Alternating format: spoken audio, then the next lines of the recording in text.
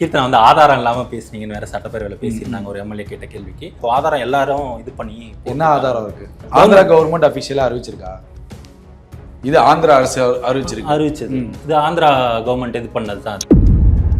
தாவேக்காவுக்கு இது புதுசுங்க. டைம் எடுக்கும். அதிகாரிகளுக்கும் அமைச்சர்களுக்கும் நடுவுல உடனே கிடைக்காது. சிஎம்ஏ கையெழுத்து போட்டாலும் ஒரு திட்டத்திற்கு இந்த துறையை சேர்ந்த செயலாளர்கள் ஓகே சொல்ல மாட்டாங்க. அதற்கு எடுத்துக்காட்டு தான் சட்டசமன்றத்துல ஏவாவேல ஒரு 19,000 கோடி கடன் தள்ளுபடி பண்ண சொன்னேன். ஆனா செயலாளர் பண்ண மாட்டாருன்னு சொல்லி ஃபைலை க்ளோஸ் பண்ணிட்டாரு சொன்னாங்கல்ல. இதெல்லாம் நடக்குமா? வேலை செய்ய மாட்டோம், இங்க நாங்க தோய்வாதான் இருப்போம், இங்க லஞ்சம் தான் வாங்குவோங்கிற அந்த ஸ்டைல்ல நிக்கிறாங்கல்ல. இந்த கல்ச்சரை கொண்டு வந்தது யாருங்கிறத நம்ம கேட்கணும். அப்ப இந்த அரசு இயந்திரம் செயல்பட சரியாக இருக்கு, ஒத்துழைக்காமல் இருப்பது யார்? அதிகாரிகள். இப்ப இந்த அதிகாரிகளை இந்த அளவிற்கு பழக்கப்படுத்தினது யாருங்கிற கேள்வி. கள்ளக்குறிச்சியில மட்டும் குறிப்பா பாத்தீங்க அப்படின்னா 66 லட்சம் ஜிபே அமௌண்ட்ல எடுத்துக்காங்க லஞ்ச பணம். கடந்த ஆட்சி காலங்கள்ல நடக்கவே இல்லையாங்கிறத நான் கேட்கக்கூடிய கேள்வி. நம்ம வந்து திமுகவை அதிமுக குறை சொல்வதற்கு நம்ம ஒண்ணு உத்தமனா இருக்க முடியாது இல்ல. அப்ப நீங்க உத்தமனா இருந்துட்டு தான் பதில் சொல்லணும், நீங்க சொல்லலாம். அப்ப அந்த தவறுகளை தாவேக சரி செய்யணும் இல்லைங்க. ப்ராப்பர்ட்டி டேக்ஸை பொறுத்த வரைக்கும் ஒரு ஃபேக் நியூஸ் வந்து பரப்பப்படுது. அதுக்கு வேணும் விளக்கத்தை கார்பரேஷன் கொடுத்துருச்சு. அந்த மாநகராட்சியுடைய ஆணையர் சமீரனும் விளக்கம் கொடுத்துட்டாரு. திமுக ஆதரவு செய்திகள்ல அந்த நியூஸ் கார்டு ஒன்று போடுறாங்க. போட்ட உடனே திமுக ஆதரவாளர்கள்லாம் சொத்து வரியை பத்தி ஃபுல்லா பயங்கரமா பரப்பப்படுது. இன்ற வரைக்கும் சென்னை கார்பரேஷனுடைய வெப்சைட்ல இன்ன வரைக்கும் இந்த இடத்துல இதனால டேக்ஸ் ஏற்றிருக்குன்னு சொல்லவே இல்லை. கார்டு இருக்கும், கார்டுல ரீடிங் எடுத்துட்டு போயிருவாங்க. லைன்மேன் வருவான், லைன்மேன் கண்டுபிடிச்சிருவான். லைன்மேனுக்கு ஹவுஸ்னர் ஒரு 500 ரூபாய் கையில கொடுத்து அனுப்பிச்சு விட்டுருவாரு. தமிழ்நாடு ஃபுல்லா அப்படிதான் நடக்குதுங்கிறீங்களா? தமிழ்நாடு ஃபுல்லா இல்ல, மெட்ரோபாலிட்டன் சிட்டிஸ்ல மட்டும். சென்னையிலேயே நடக்குதுங்க. நீங்க பேச்சுலர் ரூம் உங்க நண்பர்கள் இருந்தா விசாரிங்க. மாசம் ஏன் பண்ணி இபி கட்டுற? நீங்க ஒப்பந்த பணியாளர்கள் இன்றைக்கு போராடும் வரைக்கும், அவங்களை நீங்க பணி நிரந்தரம் செய்யும் வரைக்கும் இந்த பிரச்சனை ஓயாது. இந்த கட்டண உயர்வுங்கிறது தொடரும். எனக்கு தெரிஞ்சு இன்னொரு 6 மாசம் பிரச்சனை இது ஓடும். கீர்த்தனா வந்து ஆதாரம் இல்லாமல் பேசுனீங்கன்னு வேற சட்டப்பேரவையில் பேசியிருந்தாங்க ஒரு எம்எல்ஏ கேட்ட கேள்விக்கு. ஓசூர் எம்எல்ஏ பேசியிருந்தாரு கேட்டதுக்கு. ஆனால் ஆந்திராவில் வந்து செகண்ட் ஏர்போர்ட் அமைக்கிறதுக்கான எல்லா இதுவும் நடந்துகிட்டு இருக்கு. ஒரு அமைச்சராக இருக்காங்க, ஒரு டெக்கியாக கொஞ்சம் இந்த மாதிரியான விஷயங்கள்ல வந்து அதிக ஈடுபாடு உள்ள ஒரு ஆளாக தான் அவங்க பார்க்கும்போது தெரியுது. அவங்க பேசுறதுலேயும் அப்படிதான், அவங்க நடவடிக்கைகள் அப்படி சிறு வயது தானே அப்படிதான் இருக்கு. அப்படி இருக்கும்போது ஒரு அமைச்சருக்கு பக்கத்து மாநிலத்தில் வந்து நம்ம மாநிலத்தை ஒட்டி இருக்கிற, நம்ம மாநிலத்தை பாதிக்க போற ஒரு விஷயமா அந்த செகண்ட் ஏர்போர்ட் அமைய போறதுங்கிறத வந்து சொல்லும்போது அது வாட்ஸ்அப் இது ஃபார்வர்ட் பண்றீங்க, ஆதாரம் இல்லாம பேசுறீங்க அப்படின்னு சொல்றாங்க. ஆதாரம் இப்போ ஆதாரம் எல்லாரும் இது பண்ணி என்ன ஆதாரம் இருக்கு? கவர்மெண்ட் ஆந்திரா கவர்மெண்ட் அபிஷியலா அறிவிச்சிருக்கா? இது ஒரே நிமிஷம். இது ஆந்திரா அரசு அறிவிச்சது. இது ஆந்திரா கவர்மெண்ட் இது பண்ணது தான். அது இது ஜிஓ. ஆதாரம் இருக்கு. என்ன பேசுவாங்க இல்ல அதை எப்படி பாக்குறது? இப்போ ஆதாரம் இருக்கும் பட்சத்தில் இது இந்த ஸ்கீமான இம்ப்ளிமெண்ட் ஆன டேட் எப்போ ஜிஓ பாஸ் ஆச்சு, எப்போ இதுக்கான அடிக்கல் நாட்டினாங்க, இப்போ நம்ம அதுல இருந்து தான் எடுக்க முடியும். இப்போ வந்து இந்த அரசை குறை சொல்வதுங்கிறது நம்ம அதுல எனக்கு உடன்பாடு இல்லை. ஒருவேளை இந்த கவனத்திற்கு, கீர்த்தனா கவனத்திற்கு வந்தும் இது அசால்ட்டா இருந்திருக்காங்க, மக்கள் நலன் அக்கறை செலுத்தலைங்கிறப்ப அது தவறுதான், அதுல மாற்றுக்கிறது கிடையாது. அப்ப இந்த அடிக்கல் நாட்டினது இந்த 60-70 நாட்களுக்குள்ள கூட நடந்த விஷயமாங்கிற ஒரு கேள்வி இருக்கு. 60-70 நாட்களுக்குள்ள ஆந்திரா இதெல்லாம் ஜிஓ பாஸ் பண்ணி இதெல்லாம் செஞ்சுட்டாங்கிற ஒரு கேள்வி இருக்குல்ல. அதற்கு விளக்கமும் அந்த சட்டமன்ற உறுப்பினர் கொடுத்துருக்கணும். அதை ஒரு வேளை பரிசீலனை பண்ணிவிட்டு ஆய்வு செய்யக்கூடிய இடத்துல தாவேக்கா இருக்காங்கிறது நான் என்னுடைய கேள்வி. இல்ல, அவர் குற்றச்சாட்டு என்ன சொல்றேன், 60-70 நாட்களுக்குள்ள இது நடந்திருக்கக்கூடிய வாய்ப்பு இல்லை. இது முன்னாடியே தான் நடந்தது. இது முன்னாடியே வந்த ஜிஓ தான். இதை நம்ம பேசணும்னா இதுக்கான தனி டாபிக்கா போனோம். 2 விஷயம் இல்ல. அப்போ தெரிஞ்சுக்காதது அமைச்சரோட பிரச்சனை தானே. ஒசூருக்கு நம்ம சட்டப்பேரவை உறுப்பினர் சொன்னது. ஒசூர்லயும் இந்த இஷ்யூ இருக்கு, நமக்கு கர்நாடகா பார்டர்லயே 2 இஷ்யூ இருக்கு. கர்நாடகா அரசும் இந்த ஏர்போர்ட்டை கொண்டு வருவதற்கான சிக்கல்களை கொண்டு வந்துச்சு. அன்றைய தினம் இருந்த அன்புமணி ராமதாஸ் போன்றவர்களை எதிர்த்தாங்க, அறிக்கைகளா கொடுத்தாங்க. தருமபுரி மாவட்டத்தில் ஒரு போராட்டமும் பாமக நடத்துச்சு. அந்த போராட்டத்தில் ஆதரவு கொடுக்கும் விதமாக அதிமுகவுடைய நிர்வாகிகளும் கலந்துக்கிட்டாங்க, KP முனுசாமிலாம் கலந்துக்கிட்டாங்க. திட்டமிடலுங்கிறது கடந்த ஆட்சி காலங்களே நடந்திருக்கு. அதையும் ஒரு மென்ஷன் பண்ணி சொல்லியிருந்தாருன்னா சரியா இருந்திருக்கும் நான் பாக்குறேன். இந்த அமைச்சர் இதை கவனம் செலுத்தாம விட்டது தவறுங்கிறது தார்மீக. அமைச்சரா இருக்காங்க, அமைச்சருக்கே இது, அதுவும் தொழில்துறை அமைச்சர், அவங்களுக்கு எப்படி தெரியாம இருக்கும் அப்படின்னு அதிகாரிகளும் இருக்காங்களா அப்படிங்கிற. நான் என்ன சொல்றேன்னா, தாவேக்காவுக்கு இது புதுசுங்க, டைம் எடுக்கும். அதிகாரிகளுக்கும் அமைச்சர்களுக்கும் நடுவுல உடனே கிடைக்காது. நீங்க நினைக்கிற மாதிரிலாம் நீங்க சிஎம்ஏ கையெழுத்து போட்டாலும் ஒரு திட்டத்திற்கு நிதித்துறை செயலாளர், அந்த துறையை சேர்ந்த செயலாளர்கள் ஓகே சொல்ல மாட்டாங்க. அதற்கு எடுத்துக்காட்டு தான் சட்டசமன்ற தேர்தலில் ஏவா வேலு ஒரு 19,000 கோடி கடன் தள்ளுபடி பண்ண சொன்னேன். ஆனா செயலாளர் பண்ண மாட்டாருன்னு சொல்லி ஃபைலை க்ளோஸ் பண்ணிட்டாரு சொன்னாங்கல்ல. இதெல்லாம் நடக்கும். அரசு அதிகாரிகள் ஐஏஎஸ் அதிகாரிகளை தமிழ்நாடு அரசு இன்ஃப்ளூயன்ஸ் பண்ண முடியாது. ஏன்னா அவங்க ஆட்சி இந்திய ஆட்சி குடியுரிமை பணியில வந்தவங்க. இன்னைக்கு இங்க இருப்பாங்க, நாளைக்கு சஸ்பெண்ட் வாங்க, இல்ல வேற துறைக்கு வாங்கிட்டு போயிருவாங்க, இல்ல மத்திய அரசுக்கு போயிருவாங்க. பிரதமர் அலுவலகத்துல ஒத்துழைக்காதவங்களை மாற்ற முடியாது. ஐஏஎஸ் அதிகாரி நம்ம பணியிட மாற்றலாம் நிறைய பண்ணோமே. ஐஏஎஸ் அதிகாரிகள்ங்கிறத நம்ம கண்ட்ரோல் பண்றதுங்கிறது அவ்வளோ சாதாரணமான விஷயம்லாம் கிடையவே கிடையாது. நம்ம இங்க உட்காந்து பேசலாம், வைக்கலாம். அந்த எம்எல்ஏவை அவங்க அங்கீகரிக்கிறாங்களா, அந்த அமைச்சர் அவங்க ஏற்றுக்கொள்கிறாங்க. யூனியன் கவர்மெண்ட் சொல்றத கேக்குறாங்கன்னா அவங்க வந்து பிஜேபிக்கு ஃபேவரா இருக்காங்கன்னு சொல்றதுல லாஜிக் இருக்கு. திமுகவுக்கு ஃபேவரா எப்படி இருப்பாங்க? அந்த குற்றச்சாட்டு யார் வச்சாலும் கேட்கறல எனக்கு. நான் எந்த இடத்துலயுமே அதிகாரிகள் திமுக சொன்னீங்க, நீங்க தான் சொன்னீங்க, அதனாலதான் கேட்கல. நான் அப்படி சொல்லலையே. அதிகாரிகள் அந்தந்த கவர்மெண்ட்டுக்குங்கிறது ஒரு அண்டர்ஸ்டாண்டிங் வர வரைக்கும் கால அவகாசம் ஆகும். அந்த அதிகாரி இந்த அமைச்சரை ஏத்துக்கணுமா, இந்த அமைச்சருக்கு என்ன குவாலிஃபிகேஷன் இருக்கு, நான் ஐஏஎஸ் படிச்சுட்டு வந்தவன், இந்த மாதிரி ஈகோ கிளாஸ்ல பல இடங்கள்ல நடக்கும். நான் அதுக்கு ஒரு உதாரணத்துக்கு உங்களுக்கு ஒரு சம்பவமே சொல்றேன். இப்ப ஒரு 15-20 நாளைக்கு முன்னாடி நாமக்கல் மாவட்ட ஆட்சியர் அலுவலகத்துல அதிகாரிகள் சில பேர் வந்து ஜிபேல கூட பணம் அனுப்ப முடியலன்னு சொல்லிட்டு ஒரு இஷ்யூ ஆச்சு தெரியுமா. ஒரு போராட்டம் நடத்தினாங்க, பெருமளவுல அது வைரல் ஆச்சு. அதுக்கு பின்னாடி நம்ம விசாரிச்சு செய்தியாளர்கள்ட்ட எல்லாம் கேட்டோம்னா அந்த மாவட்ட ஆட்சியர் சிறப்பா செயல்பட்டு இருக்காரு. அங்கதான் அங்க சிக்கல் வருது. மாவட்ட ஆட்சியர் என்ன பண்ணிருக்காங்க, பெண் தான் அவங்க, என்ன பண்ணிருக்காங்க அப்படின்னா மனு கொடுத்தவங்கள்ட்ட போன் பண்ணி டைரக்டாவே கேட்டிருக்காங்க, உங்க மனுவுக்கு நடவடிக்கை எடுத்தாங்களா அந்த அதிகாரி, இந்த ஆர்ஐ இந்த தாசில்தார் பேரை சொல்லி கேட்டிருக்காங்க. அவங்க எடுக்கலங்கிறப்ப இங்க அழுத்தம் அதிகமாகுது அதிகாரிகளுக்கு, எங்க ஐஏஎஸ் ஆபீசர்ட்ட இருந்து. அப்பதான் இவங்க ஒரு போராட்டத்தை முன்னெடுக்கிறாங்க. லஞ்சம் கூட, நாங்க லஞ்சம் வாங்குறோமா என்னமா, எங்க மேல இவ்வளவு ஒரு பெரிய பழிய போடுறீங்க, டெய்லி ரைடு வரீங்க, எங்க ஃப்ரெண்டுக்கோ எங்க ஃபேமிலிக்கோ யாருக்குமே ஜிபேல கூட ஒரு 5,000 ரூபாய் பணம் அனுப்ப முடியலங்கிற ஒரு போராட்டத்தை வைக்கிறாங்க. அப்புறம் இந்த சம்பவத்தை முழுமையா விசாரிக்கிறப்போதான் இந்த தகவல் தெரியுது. அப்ப அந்த ஐஏஎஸ் அதிகாரி மக்கள் நலனில் அக்கறை செலுத்துறதுனாலதான், மக்களுடைய பிரச்சனைகளை கையில எடுக்கிறதுனாலதான் அழுத்தம் கொடுக்குறாங்க பாத்தீங்களா அதிகாரிகளுக்கு. அப்ப நாங்க இங்க வேலை செய்ய மாட்டோம், இங்க நாங்க தோய்வாதான் இருப்போம், இங்க லஞ்சம் தான் வாங்குவோங்கிற அந்த ஸ்டைல்ல நிக்கிறாங்கல்ல. இந்த கல்ச்சரை கொண்டு வந்தது யாருங்கிறத நம்ம கேட்கிறோம். அப்ப இந்த அரசு இயந்திரம் செயல்பட சரியாக இருக்கு, ஒத்துழைக்காமல் இருப்பது யார்? அதிகாரிகள். இப்ப இந்த அதிகாரிகளை இந்த அளவிற்கு பழக்கப்படுத்தினது யாருங்கிற கேள்வி இருக்குல்ல. இன்னைக்கு தினம்தோறும் தாவேகா அரசு டிவிஎஸ்சில தினம்தோறும் ரைடு போறாங்க, ஒவ்வொரு அலுவலகங்களுக்கும் ரைடு போறாங்க. கள்ளக்குறிச்சியில மட்டும் குறிப்பா பாத்தீங்க அப்படின்னா 66 லட்சம் ஜிபே அமௌண்ட்ல எடுத்திருக்காங்க லஞ்ச பணம். 66 லட்சம் கடந்த ஆட்சி காலங்கள்ல நடக்கவே இல்லையாங்கிறதா நான் கேட்கக்கூடிய கேள்வி. ஏன் கண்ட்ரோல் பண்ணலன்னு நான் கேட்கிறேன். 66 லட்சம்ங்கிறது பெரிய தொகை தானே லஞ்ச ஒழிப்புத்துறைக்கு. அப்ப திமுக அதிமுக காலங்கள்ல டிவிஎஸ்சி எடுத்த ரைடுகளின் எண்ணிக்கை எவ்வளவு பணத்தை நீங்க பறிமுதல் பண்ணீங்க, இது வரைக்கும் நீங்க தகவல் கொடுக்கல. இந்த 70 நாட்கள்ல இத்தனை கோடி நாங்க பண்ணிருக்கோம்னு தாவேகா டிஃபெண்ட் பண்றப்போ சட்டமன்றத்துல உங்களுக்கான பதிலே நீங்க கொடுக்காம உட்காந்துருக்கீங்க. நீங்க ஒரு மூத்த அரசு தானே, கொடுத்துருக்கணும்ல நீங்க அதுக்கான பதில். இன்னைக்கு தாவேகா டிஃபெண்ட் பண்றாங்க. ஒரு மாவட்டத்துல ஒரு ஜிபேல மட்டும் 66 லட்சங்க. இல்ல இப்போ 66 லட்சம் வந்திருக்கு, ஜிபேல வந்திருக்குங்கிறது இப்பதான் வந்திருக்கு, இப்பதான் தெரிஞ்சிருக்கு எல்லாரும். இதுக்கு முன்னாடி இருந்தது தெரியாம இருக்குன்னு சொல்றீங்களா, இல்ல மறைக்கிறாங்கன்னு சொல்றீங்களா? அசால்ட்டா இருந்துட்டாங்கன்னு சொல்ல வரேன். ஓகே, நடவடிக்கைகள் எடுக்கலன்னு நான் சொல்ல வரேன். இன்றைக்கும் நீங்க ஒருவேளை நடக்காம இருந்திருந்தா எப்படி இருக்கும்? இயல்பா நீங்க யோசிங்க, எப்படி இல்லாம இருக்கும்? இல்ல 60 நாள்ல இந்த அதிகாரிகள்லாம் அப்படி லஞ்சம் வாங்கிடலாம், விஜய் வந்துட்டார் தெரியாது. இல்ல எல்லா அதிகாரிகள் மேல வந்து முழுமையா எல்லாம் கிடையாது. இன்னைக்கு நான் உங்களுக்கு எக்ஸாம்பிளே சொல்லிட்டேன். ஐஏஎஸ் அதிகாரியே மக்கள் நலன் சார்ந்து இன்னைக்கு நாங்க எந்த ஐஏஎஸ் அதிகாரி போன் பண்ணி கேட்டிருக்காங்க வரலாறு இருக்கா சொல்லுங்க? கடந்த காலங்கள்ல இப்ப இருக்கக்கூடிய நிதித்துறை செயலாளர் சித்திக் இருக்காருல்ல, அவரு சிவகங்கை மாவட்டத்துடைய மாவட்ட ஆட்சியர். அவர் இருக்கக்கூடிய அந்த காலகட்டங்கள்ல மக்கள் நேரடியாக போய் பார்க்கலாம், போன் இல்லாத காலத்துல. ரோகிணி ஐஏஎஸ் இருந்தாங்க, இல்லங்க அது சொல்லி முடிச்சாரு. அவரெல்லாம் போன் பண்ணிலாம் நான் இப்ப சொல்லியிருக்கேன், சொல்லி முடிச்சாரண்ணா. அன்றைய சித்திக் ஐஏஎஸ் இருக்கும்போது, சிவகங்கை மாவட்ட ஆட்சியராக இருக்கும்போது நேரடியாக மக்களை போய் ஐஏஎஸ் அதிகாரிகளை சந்திக்கக்கூடிய சூழல் இருந்துச்சு. அன்றைய தினத்தந்தி பேப்பர்ல, தினமலர் பேப்பர்ல, இந்தியன் எக்ஸ்பிரஸ்ல செய்திகள்லாம் வந்துச்சு. இந்த நிதித்துறை செயலாளர், இப்ப இருக்கக்கூடிய செயலாளர். அன்றைய காலத்துல நமக்கு போன் இல்லை. ஆனா இப்ப இருக்கக்கூடிய சூழல்ல, இந்த டிஜிட்டல் உலகத்திலேயே இந்த மாவட்ட ஆட்சியர் இன்றைக்கு மக்கள்கிட்ட இலகுவாக பழகக்கூடிய சூழல் வருது பாத்தீங்களா இந்த 60-70 நாட்கள்ல. அப்ப இந்த ஐஏஎஸ் அதிகாரிகளுக்கும் ஐபிஎஸ் அதிகாரிகளுக்கும் தாவேகா அரசு ஒரு ஃப்ரீடம் கொடுத்திருக்குன்னு நான் பாக்குறேன். இல்ல அழுத்தத்தின் பேரால் இந்த அதிகாரிகள் இன்று செயல்பட ஆரம்பிச்சிட்டாங்கன்னு சொல்றேன். சந்தேகம் இருக்கு.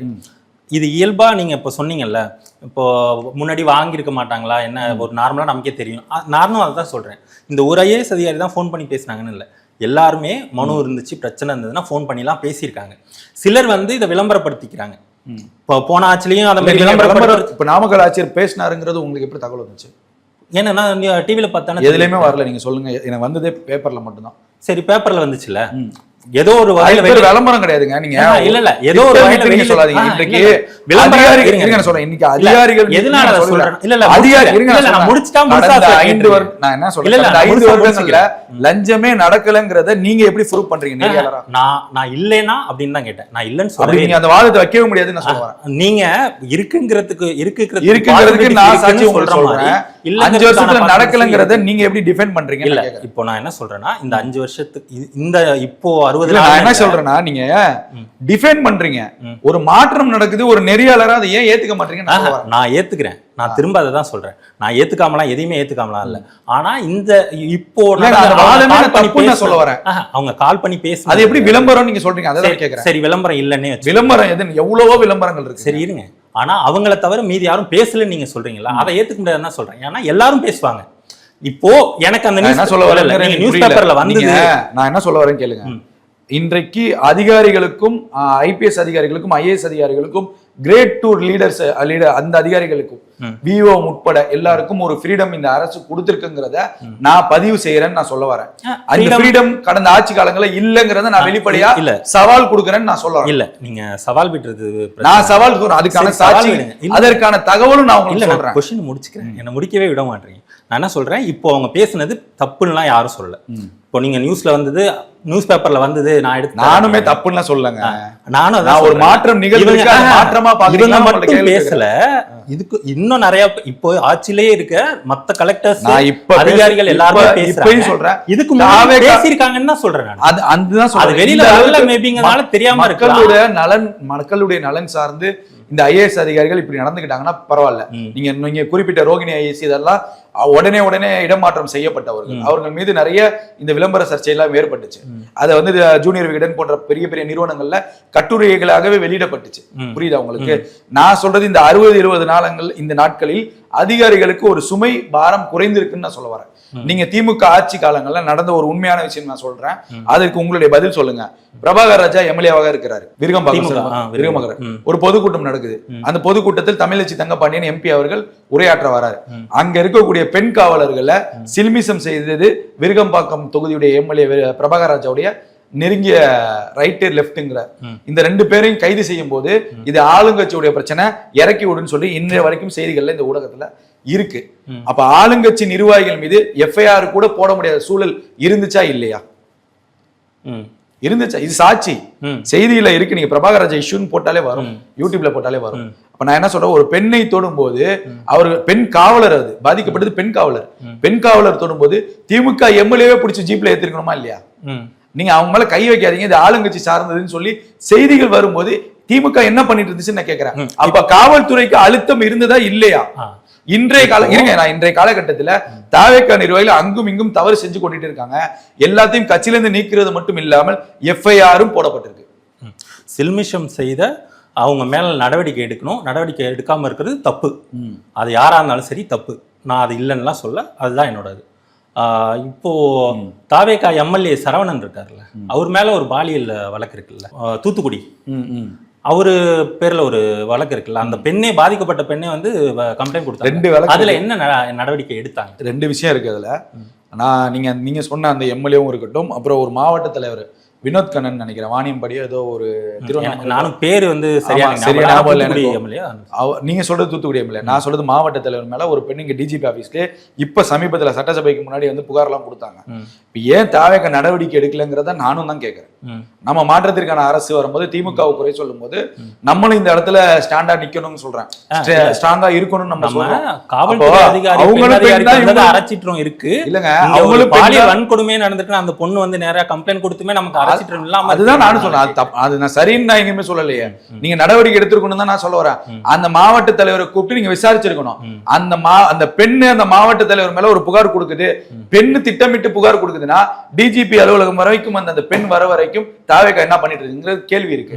ஒருவேளை அந்த பெண்ணை தூண்டி விட்டு இருந்தா உங்க மேல்ட்ட உங்களிடம் அதிகாரப்பூர்வமாக ஆதாரங்கள் இருக்கும்போது அந்த பெண்ணின் மீது ஏன் லோக்கல் ஸ்டேஷன்ல கம்ப்ளைண்ட் வைக்கல? இதுதான் நானும் சொல்ல வரேன். தவறு தான். யார் செஞ்சது? நம்ம பத்திரிகையாளர் இவங்க நியாயப்படுத்துறாங்க. கடந்த 5 ஆண்டுகளை கம்பேர் பண்றப்ப இங்க மாறுதுங்கிறப்ப அதை வரவேற்கிறோம்னு சொல்றேன். அந்த மாற்றத்தை நான் வரவேற்கிறேன். அப்ப தாவேக்கா இந்த பெண் பாதிக்கப்பட்ட பெண் விஷயத்துல தவற விட்டதுங்கிறது தவறுதான சொல்ல வரேன். மாவட்ட தலைவரை கூப்பிட்டு நீங்க வான் பண்ணிருக்கணும். மாவட்ட தலைவர் கூப்பிட்டு நீங்க பேசியிருக்கணும். அந்த பெண் டிஜிபி அலுவலகம் வந்து பத்திரிகையாளர்களை சந்திக்கும் அளவிற்கு இந்த கட்சி இந்த அவல நிலைக்கு போகுது அப்படிங்கிறப்ப நீங்க ஏன் பார்த்துருக்கீங்கன்னு நான் கேள்வி கேட்கிறேன். அப்ப இதுவும் தவறு அதுவும் தவறு தான் சொல்ல வரேன். பட் கடந்த ஆண்டுகள்ல ஆளுங்கட்சி மேல கை வைக்க முடியாது. இன்னைக்கு அங்கும் இன்றும் நடந்தக்கூடிய தாவேக்கா நிர்வாகம்ல எஃப்ஐஆர் போடப்படுது இல்ல? அது அடிமட்ட நிர்வாகிகளுக்கே இருக்கே, எம்எல்ஏ பக்கத்துல நெருங்கவே இல்லையே. இல்ல அதுதான் சொல்ல வரேன், விசாரிக்கணும்னு தான் சொல்ல வரேன். நான் விசாரிக்க பிரச்சனைகளுக்கு நீங்க சொல்ற மாதிரி நடவடிக்கைகள் லஞ்சம் கேக்குறாங்க, ஊழல் நடவடிக்கை எடுக்கிறாங்க. அதுதான் சொல்றேன். இவ்வளவு பெரிய பிரச்சனை இருக்கு, ஒரு எம்எல்ஏ மேல பிரச்சனை வருதுங்கும் போது அதை பத்தி அதெல்லாம் எடுக்கணும் தான் நான் சொல்றேன். அது எடுக்கணும் தான் சொல்ல வரேன். அப்ப நம்ம வந்து திமுகவை அதிமுக குறை சொல்வதற்கு நம்ம ஒண்ணு உத்தமனா இருக்க முடியாது இல்ல. அப்ப நீங்க உத்தமனா இருந்துட்டு தான் பதில் சொல்லணும் நீங்க சொல்லலாம். அப்ப அந்த தவறுகளை தாவேக்கா சரி செய்யணும். நானும் எல்லா வீடியோக்கள்லயும் அதை தான் சொல்ல வரேன். நீங்க திமுகவை பார்த்து ஒரு கேள்வி எழுக்கும் போது நீங்க அந்த விஷயத்தை செய்யாம இருக்கணும் தான் சொல்ல வரோம். புரியுதா உங்களுக்கு? அப்பதான் நீங்க தூய சக்தி, அதுக்காக தான் நீங்க வந்திருக்கீங்க. அதுதான் நாங்க எல்லா இடத்துலயும் சொல்றேன். அப்ப நீங்க இந்த புகார்கள் இந்த பெண் டிஜிபி அலுவலகம் வரும் வரைக்கும் ஏன் காத்துட்டு இருந்தீங்கன்னு நான் கேக்குறேன். காத்துட்டு இருந்தீங்கன்னா புரியல, நடவடிக்கை எடுக்காமல் ஏன் இந்த அளவுக்கு விட்டுறீங்க? விமர்சனம் அவ்வளவு வைக்கிறீங்க, ஏன் விடுறீங்க? இப்ப அந்த பெண் பேட்டி கொடுத்தனால தான் நம்ம விமர்சனம் வைக்கிறோம். ஏன் அந்த அளவுக்கு விடுறீங்க? அந்த எல்லையை ஏன் தாண்டறீங்கன்னு கேட்கல. இப்போ எனக்கு பேட்டி கொடுக்க விடாதீங்கன்னு சொல்றீங்களா இல்ல நடவடிக்கை எடுக்க சொல்றீங்களா? அந்த பெண் பேட்டிக்கே வந்திருக்க கூடாதுங்க, சொல்யூஷன் நான் செஞ்சிருக்கணும்ங்கறேன். நடவடிக்கை எடுத்திருக்கணும்ங்கற சொல்யூஷன் கொடுத்துருக்கோம். பேட்டி கொடுக்க விட பேட்டி கொடுக்கிற அளவுக்கு வரைக்கும் அந்த பெண்ணை ஏன் அலைய விடுறீங்கன்னு நான் சொல்றேன். முன்னாடியே நடவடிக்கை எடுத்துரும். அந்த மாவட்ட அவர் எம்எல்ஏ கிடையாதுல, மாவட்ட தலைவர் தான். நான் கூப்பிட்டு ஏங்க என்ன பண்ணிருக்க, உன்ட என்ன எவிடன்ஸ் இல்ல? எம்எல்ஏ தான் சொல்றேன் நான். நீங்க சி வைகுண்டம் சாரி, நான் சொல்றது ஒரு மாவட்டத்துல தவறா சொல்லிட்டேன். அந்த எம்எல்ஏ அதுக்கப்புறம் தான் அந்த டயர் கியர் எல்லாம் பார்த்தாரு, ரேஷன் கடைக்கெல்லாம் ஆய்வு பண்ணாரு. நான் சொல்றது இப்ப சமீபத்துல சட்டப்பேரவை ஆரம்பிப்பதற்கு முன்பே டிஜிபி அலுவலகம் ஒரு பெண் வருது. தொடர்ந்து சாட்டை துரைமுருகன் போன்ற நாம் தமிழர் கட்சி ஆதரவாளர்கள் அந்த பெண்ணை பற்றி ஒரு வீடியோக்கள்லாம் பேசுறாங்க. அதுல முன்னுக்கு பின் முரண்பாடான விஷயங்கள்லாம் இருக்கு. ஏன் நடவடிக்கை எடுக்கலன்னு நான் கேட்கிறேன். இல்ல அது அவங்க முன்னுக்கு பின்ன அவங்க போடுற வீடியோ வச்செல்லாம் நம்ம எதுவும் பேசலாம். அந்த பொண்ணு பாதிப்படைஞ்சிருக்காங்க, அதுதான் அதுக்கு மட்டும் பேசுறதுதான். அதுதான் சொல்ல வரேன். ஏன் அந்த பொண்ணு அப்படி சொல்றாங்க? பொண்ணு தவறு என்ன சொல்றேன்? அந்த பொண்ணு தவறு செய்யும் பட்சத்தில், அந்த பொண்ணு உங்க மேல கட்சிக்கார மேல பொய் சொல்லும் பட்சத்தில் அந்த பொண்ணு மேலேயாவது நீங்க ஒரு எஃப்ஐஆர் கொடுத்துருக்கலாமே, ஏன் கொடுக்கலன்னு கேக்குறா. அப்ப தெளிவா தெரியுதுங்கிறத நான் சொல்றேன். ஓகே, அப்போ உங்களுக்கு அந்த பொண்ணு மேல கம்ப்ளைண்ட் பண்ண முடியல, எஃப்ஐஆர் பண்ண முடியலன்னு தெரியுதுன்னு நான் சொல்ல வரேன். நான் அதை டிஃபெண்ட் பண்றேன். அப்ப தெரிஞ்சிருக்கும் போது அந்த மாவட்ட தலைவர் எதுக்கு உங்க கட்சிக்கு நான் கேக்குறேன். தூக்கி போடுங்க. அந்த மாதிரி பல இளைஞர்கள் காத்துட்டு இருக்கான் அடுத்தடுத்து வர்றதுக்கு, அவனுக்கு ஒரு வாய்ப்பை கொடுங்க. அப்ப ஒரு மாவட்ட தலைவரை தூக்குனாதான் ஒட்டுமொத்தமாக அந்த கட்சிக்குள்ள ஒரு பயம் இருக்குங்கிறத நம்ம சொல்றோம். திமுக செஞ்ச தப்பே நீங்க செய்யாதீங்க, அதிமுக செஞ்ச தப்பே செய்யாதீங்கன்னு தான் நான் டிஃபெண்ட் பண்ணிட்டு இருக்கேன். ப்ராப்பர்ட்டி டேக்ஸ் வந்து பயங்கரமாக அதிகமாகிருக்கு. போன வாட்டி வந்து 6,000 ரூபாய் 5,000 ரூபாய் கட்டணும், இப்போ 28,000 30,000 போயிருக்குன்னு நிறைய ட்விட்டரில் பார்த்தோன்னா நிறைய பேர் போட்டுட்டு இருக்காங்க. ஆதாரங்களோட தான் போடுறாங்க, போன வாட்டி கட்டினது இந்த வாட்டி கட்டினது. என்ன நடக்குது, என்ன பிரச்சனை? எங்கள் ப்ராப்பர்ட்டி டேக்ஸை பொறுத்த வரைக்கும் ஒரு ஃபேக் நியூஸ் வந்து பரப்பப்படுது. அதுக்கு வேணும் விளக்கத்தை கார்பரேஷன் கொடுத்துருச்சு. அந்த மாநகராட்சியுடைய ஆணையர் சமீரனும் விளக்கம் கொடுத்துட்டாரு. ஒரு செய்திகளில் திமுக ஆதரவு செய்திகளில் அந்த நியூஸ் கார்டு ஒன்று போடுறாங்க. போட்ட உடனே திமுக ஆதரவாளர்கள்லாம் சொத்து வரியை பற்றி ஃபுல்லாக பயங்கரமாக பரப்பப்படுது. இன்ற வரைக்கும் சென்னை கார்பரேஷனுடைய வெப்சைட்டில் இன்ன வரைக்கும் இந்த இடத்துல இதனால டேக்ஸ் ஏற்றிருக்குன்னு சொல்லவே இல்லை. பழைய டிக்ளரேஷன் அடிப்படையில், அதாவது பழைய ஸ்கீம்ஸ், அதாவது 2016 to 2017 ஸ்கீம், 18 to 19 ஸ்கீம்ஸ்ல இருந்த அலிகேட்டான அமௌண்ட்டை தான் கண்டினியூஸா சில பேர் கட்டிட்டு இருக்காங்க. அவங்களுக்கு 25, 26 அந்த வரிக்கான அடிப்படையில தான் இன்றைக்கு அந்த கட்டணங்கள் கட்டிட்டு இருக்காங்க. இன்க்ரீஸ் ஆகுது. அப்ப நீங்க 750 இன்க்ரீஸ் ஆகுறதுங்கிறது எப்படி இன்க்ரீஸ் ஆகுதுன்னு புரியல. அதனால ஏங்க ஒரு 30 வருஷமா ஒரு அமௌண்ட் கட்டிட்டு இருப்பாருங்க, அவர் அப்டேட்டே இருக்க மாட்டாரு, டிக்ளரேஷனே பண்ணிருக்க மாட்டாங்க. அப்ப இங்க புதுமையாக மாநகராட்சியுடைய உறுப்பினர்கள் தேர்ந்தெடுக்கும் போது, கார்பரேஷன் வேற அடுத்த கட்டத்திற்கு நகரும் போது, பட்ஜெட் குறித்தான தாக்கல் வரும்போது ஒட்டுமொத்தமாக அந்த டாக்ஸ் ஃபார்மேட்ங்கிறது மாறும். இப்ப நீங்க இந்த அமௌண்ட் பட்ஜெட்ல இந்த மாதிரி டாக்ஸ் இது பண்ணிருக்காங்களா? இல்ல, பட்ஜெட்ல பண்ணல. இந்த அமௌண்ட்ங்கிறது எங்க இன்க்ரீஸ் ஆகுதுன்னா 2017, 16, 15ல சேம் அமௌண்ட் கட்டுறவங்க 26லயே அந்த அமௌண்ட்ல சேமா கட்டுறாங்க. அது மாநகராட்சிக்கான டிக்ளரேஷன் ஃபார்மேட்ல அந்த பினான்சியலா அந்த தொகைங்கிறது குறைவான தொகை. அப்ப 25க்கான தொகை வசூல் பண்ணணும்ல. இன்றைய அரசுக்கு நிர்ணயித்த தொகை அப்போ வசூல் பண்ணணும்ல உங்களுக்கு. அப்போ போன அது எப்படி சொத்து வரி உயர்வா இருக்கும்? இல்ல அதுதான் கேக்குறேன். சொத்து வரி உயர்வுங்கிறது அபிஷியலா மாநகராட்சி அறிவிச்சிரும். இல்ல இப்போ 2015ல இருந்து சொல்றீங்கல்ல, 2015ல இருந்தே கடைசி வருஷம் வரைக்கும் ஒரு அமௌண்ட் தான் கட்டியிருக்காங்க. இப்ப மட்டும் அது எப்படி மாறுதுன்னு கேக்குறேன். அதுக்குதான் ஒரு சொல்றேன், ஸ்கேம் ஒண்ணு நடந்திருக்கு திமுக அதிமுக ஆட்சி காலங்கள்லயே. ஸ்கேம் மீன்ஸ் நான் எப்படி சொல்றேன் அப்படின்னா, ஒரு ரூம் இருக்கு அப்படின்னா, ஒரு உங்களுக்கு சொந்த வீடு இருக்கும், மொட்டை மாடியில ஒரு ரூம் போடுவீங்க. அந்த ரூமுக்குள்ள நீங்க கிச்சன் கட்டிட்டீங்க, பாத்ரூம் கட்டிட்டீங்க அப்படின்னா அதுக்கு டாக்ஸ் கட்டணும். இது ரூல். அதுக்கு நீங்க டாக்ஸ் கட்டி ஆகணும். இந்த ஹவுஸ் ஓனர்ஸ் என்ன பண்ணுவாங்க அப்படின்னா, ஈபிக்கும் இதே சேம் தான். ஒரு 6 வீடு இருக்கும், எக்ஸாம்பிளுக்கு நான் சொல்றேன், ஒரு 6 வீடு இருக்கும் அப்படின்னா 2 வீட்டுக்கு மட்டும்தான் உங்களுக்கான மெயின் மீட்டர் இருக்கும். ஈபி மீட்டர் கார்டு கொடுக்குறோம்ல, ரீடிங் எடுக்கிறோம், அந்த மீட்டர் இருக்கும். மீதி 4 வீட்டுக்கு என்ன சார் பண்ணுவாங்க அப்படின்னா, மீதி 4 வீட்டுக்கு சப்மீட்டர் யூஸ் பண்ணுவாங்க. இது நான் வந்து ஹவுஸ் ஓனர்ஸ்க்கும் சொல்றேன், கமர்ஷியலாகவும் இந்த ஸ்கேம் நடக்குது. ஸோ இந்த இடத்துல அப்ப 4 வீட்டுக்கான மீட்டர் சப்மீட்டர் இருக்குல்ல, அதுல வர ரீடிங்கை எடுத்து இந்த ஹவுஸ் ஓனர் என்ன பண்ணுவார் அப்படின்னா, மாசம் வந்து ஒரு பில் அமௌண்ட் வந்து வசூல் பண்ணுவார். அப்ப மாசம் குடியிருக்கிறவங்களுக்கு ஒரு மின்சார கட்டணம் வாங்குற மாதிரி ஒரு ரூல் ஹவுஸ் ஓனர் கொண்டு வராங்கல்ல. அப்ப அந்த வாடகைதாரருக்கு இந்த 200 யூனிட் மின்சாரம்ங்கிறது 100 யூனிட் மின்சாரம்ங்கிறது ஃப்ரீயா எப்படி போய் சேரும்? சேராது இல்ல. அப்ப இந்த 2 கீழே இருக்கக்கூடிய இந்த 2 மெயின் மீட்டருக்கான கட்டணத்தை மட்டும் இவர் 2 மாசத்துக்கு ஒரு தடவை தான் கட்டுவாரு. அப்ப அங்க இந்த மின்சாரத்துறைக்கு வரக்கூடிய அந்த பணத்தை வந்து கையாடல் பண்றாரு இந்த ஹவுஸ் ஓனர். புரியுதா? இது வந்து மெட்ரோபாலிட்டன் சிட்டில மட்டும் தான் நடக்குது, கிராமப்புறங்கள்ல கிடையாது. மெட்ரோபாலிட்டன் சிட்டிஸ்ல இது நடக்குது. இது நீங்க ஹவுஸ் ஓனரா எடுத்துக்கிட்டீங்கனாலும் ஓகே, கமர்ஷியல் பில்டிங்கா காம்ப்ளெக்ஸா எடுத்துக்கிட்டாலும் இதே சேம் இஷ்யூ தான் நடக்குது. ஒரு சட்டர் இருக்கும், அந்த சட்டருக்குள்ள 2 ஆபீஸா இருக்கும். ஒரு ஆபீஸ்க்கு மெயின் மீட்டர் இருக்கும், இன்னொரு ஆபீஸ்க்கு சப்மீட்டர் இருக்கும். அந்த சப்மீட்டர் மின்சாரத்துறைக்கு தெரியவே தெரியாது. அந்த சப்மீட்டருங்கிறது லைன்மேன் வந்து அட்டாச் பண்ணணும்னு அவசியமே இல்லை, சாதாரண ஒரு எலக்ட்ரிஷியனே அதை சப்மீட்டரை வச்சுட்டு போயிடலாம். ஸோ அப்ப இங்கதான் சிக்கல் வருது. அப்ப இங்க என்ன ஆகுது அப்படின்னா, அந்த 4 வீட்டுக்கும் வரி வரிங்கிறது எப்படி நம்ம செலுத்துவோம் அப்படின்னா, மின் இணைப்பை பொறுத்து தான் குடிநீர் வரி, சொத்து வரி, இதெல்லாம் நம்ம கட்டுறோம். ட்ரைனேஜுக்கான ஃபீஸ் எல்லாமே சென்னை போன்ற பெருநகரங்கள்ல நம்ம கட்டுறோம். அப்ப அந்த 4 வீட்டுக்கு எப்படி வரி கட்ட முடியும்? ஸ்கேம் ஆயிரும். அப்ப அந்த 2 மெயின் மீட்டர் வாங்கினதுக்கு தான் சொத்து வரி அவர் வாங்கியிருப்பாரு. மேல 4 வீடு குடியிருப்புதாரர்கள் இருக்காங்களா, அவங்களுக்கும் சேர்த்து ஒரு 100 ரூபா 150 ரூபா அரசு நிர்ணயித்த தொகையை அவங்க வரி கட்டாம இருப்பாங்க. அவங்க தான் இந்த டிக்ளரேஷன் பீரியட்ல சிக்கிறாங்க. ஓகே, புரியுதா? இது எப்படி சொத்து வரி உயர்வுன்னு ஆகும்? புரியுதா? அப்போ மின் இணைப்பு மூலமாக, சப்மீட்டர் மூலியமாக மின்சாரத்துறைக்கு வருவாய் இழப்பு. இது வந்து கடந்த ஆட்சியாளர்களுடைய அலட்சியம் ஒரு காரணம், அதிகாரிகளுடைய அலட்சியம் ஒரு காரணம். அதே போல இந்த 6 மாதமாக சரியாக தமிழ்நாட்டில் எங்கேயுமே மின் ரீடிங் வருவதற்கான மின் ஊழியர்கள் வரவே இல்லை. ஏன் வரல? அது அலட்சியம் சொல்றேன். கவர்மெண்டோட அலட்சியம் தான் சொல்ல வரேன். இப்ப புதுசாக இந்த அரசு வந்துருச்சுங்க, மே மாசம் பதவி ஏற்கிறாங்க. மேக்கும் ஜூனுக்குமான பீரியட் தான் நம்ம ஜூலை கட்டுறோம், சில ஜூனுக்கும் ஜூலைக்கான பீரியட் தான் நம்ம ஆகஸ்ட் கட்டுறோம். அப்ப இந்த பீரியடுக்குள்ள மட்டும் மின் கட்டணம் உயர்வுங்கிறது எப்படி சாத்தியமானது? அங்கதான் நமக்கு கேள்வி வருது. அப்போ ஃபுல்லா அனலைஸ் பண்ணி பாக்குறப்ப இங்க அதிகாரிகளே மின் ரீடிங்க்கு வரல. ரீடிங்க்கு வராததுனால அடுத்த மாசம் அதிகமாகுதுன்னு சொல்றீங்களா? இங்க மின் ரீடிங் வராதுங்க.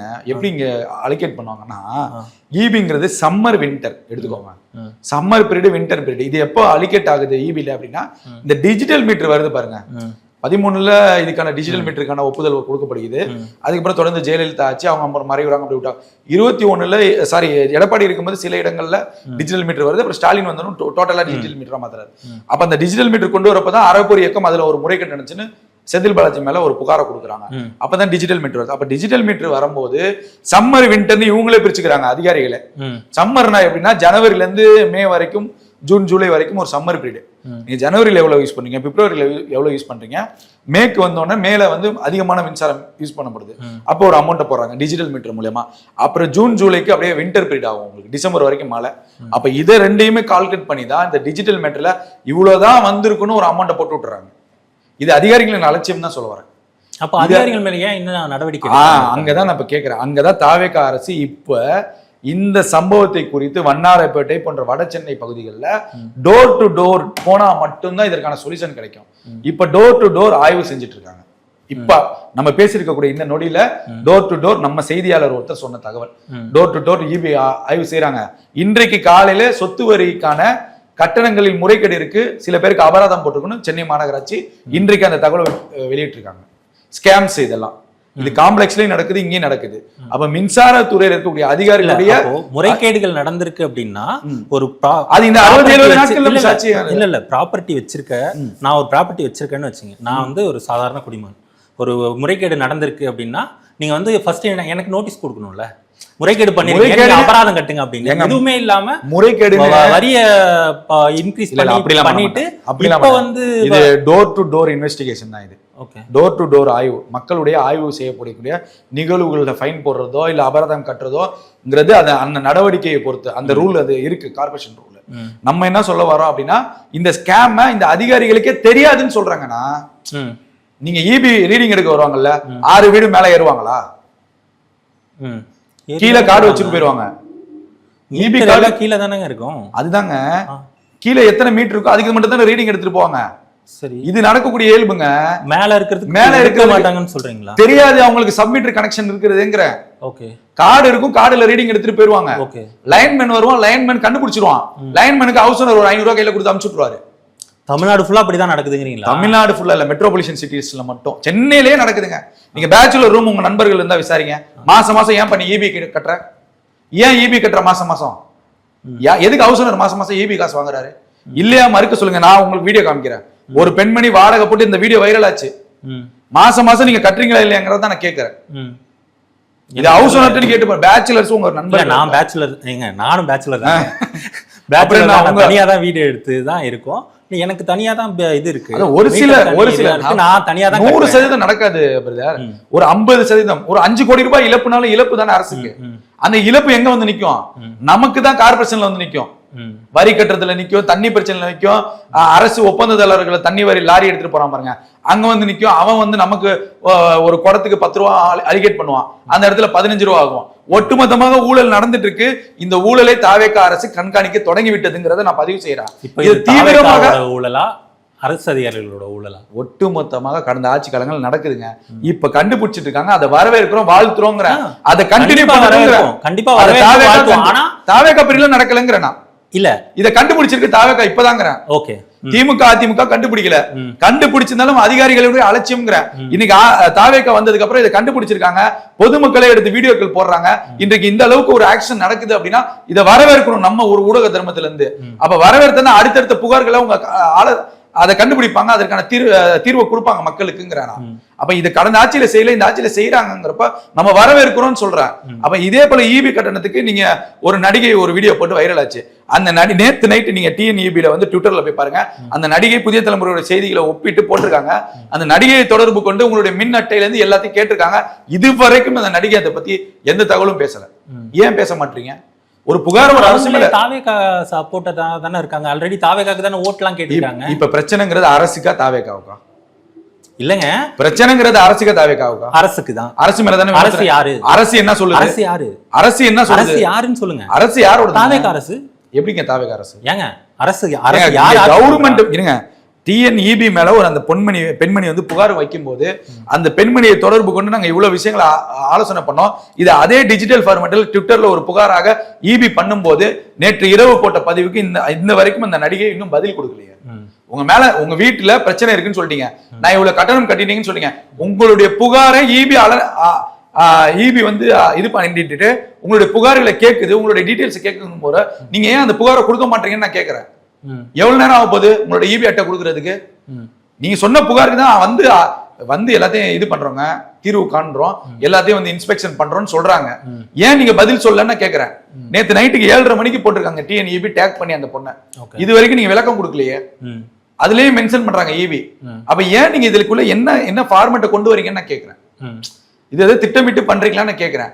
நீங்க சொன்ன ஒரு புகார் நல்ல புகார், மின் கட்டணம் எல்லாத்துக்கும் இருக்கு, அதற்கான சொல்யூஷனை ஏதோ இபி உங்கள்கிட்டயே வந்து கேட்குதுங்கிறப்ப நீங்க அதை கொடுத்து அதை தெளிவுபடுத்தி மக்கள்கிட்ட மறு வீடியோ போட்டுருக்கணுமா இல்லையா?